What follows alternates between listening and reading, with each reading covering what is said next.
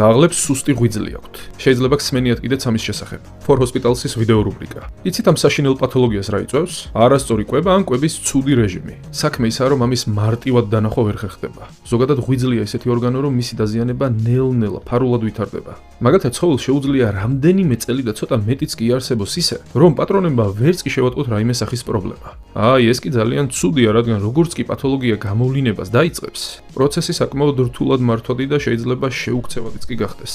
რა უნდა ვქნათ ამ დროს? უნდა შევამოწმოთ ხოლმე ამ ორგანოს ფუნქციები. მე პირადად ამას ხშირად ვიზამ ჩემი ძაღლებისთვის და ვიზამ აუცილებლად ვეტექსპერტ Smart Cube-ის აპარატის წყალობით, რადგან ეს უზუსტეს შედეგს მომცემს მცირე დროში და ექიმს ნათლად განუსაზღვრავს, როგორ წარმართოს ღვიძლის პრობლემის პრევენციის პროცესი, თუ კი ის არსებობს.